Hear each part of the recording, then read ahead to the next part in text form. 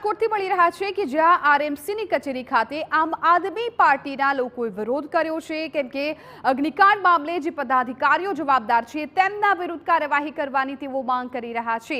આમ આદમી પાર્ટીનો ઉગ્ર વિરોધ અગ્નિકાંડ મામલે પદાધિકારીઓ સામે કાર્યવાહીની માંગ છે।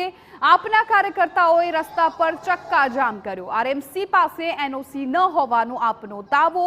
આરએમસી બિલ્ડિંગ સીલ કરવા આમ આદમી પાર્ટીની માંગ। પોલીસે આપના કાર્યકરોને ડિટેન કર્યા છે। રાજકોટમાં અગ્નિકાંડને લઈને ઢીલી તપાસને લઈને આમ આદમી પાર્ટી છે તેનો વિરોધ છે તે અત્યારે જોવા મળી રહ્યો છે। જે પ્રકારે તમે દ્રશ્ય જોઈ રહ્યા છો કે આમ આદમી પાર્ટીના કાર્યકર્તાઓ છે તે અત્યારે રાજકોટના જે મહાનગરપાલિકા ચોક છે ત્યાં પહોંચ્યા છે અને તેમના દ્વારા વિરોધ કરવામાં આવ્યો છે। શું કહેશો, શું માંગ છે તમારી? અત્યારે જાણવા મળેલ છે કે ફાયર એનઓસી આરએમસી પાસે પણ નથી, તો આરએમસી ને તાત્કાલિક તાળા મારી અને આરએમસી સૌથી પહેલા ફાયર એનઓસી લે। જ્યારે આજે રાજકોટના નાગરિકોને એ લોકો હેરાન કરે છે ફાયર એનઓસી માટે, તો અમારી એક જ માંગ છે કે તમે જ્યારે બીજાની દુકાનો ઓફિસો બંધ કરો છો ત્યારે આરએમસી ને પણ બંધ કરાવો। પણ એટલે આરએમસી કચેરી છે તેને પણ તાળા મારવામાં આવે કારણ કે આરએમસી પાસે પણ ફાયર એનઓસી નથી અને તે લઈને વિરોધ છે તે અત્યારે જોવા મળ્યું છે।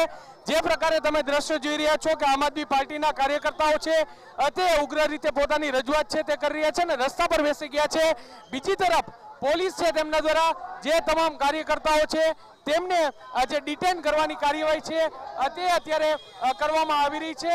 જે પ્રકારે વિરોધ છે તે જોવા મળી છે। એક તરફ રાજકોટ મહાનગરપાલિકાના જે પદાધિકારીઓ છે તેને બરખાસ્ત કરવાની પણ માંગ છે, સાથે સાથે જે રાજકોટ મહાનગરપાલિકાનું જે ફાયર એનઓસી રાજકોટ મહાનગરપાલિકા પાસે નથી ત્યારે તે ફાયર એનઓસી છે તે લેવામાં આવે, નહીં તો આ બિલ્ડિંગ છે તેને પણ સીલ કરી દેવામાં આવે તેવી માંગ છે તે અત્યારે કરવામાં આવી રહી છે। ખૂબ જ ઉગ્ર વિરોધ છે તે અત્યારે આમ આદમી પાર્ટી છે તે અગ્નિકાંડને લઈને કરી રહ્યું છે। કેમેરા પર્સન ભાવેશ લશ્કરી સાથે મોહિત ભટ્ટ, ટીવી9।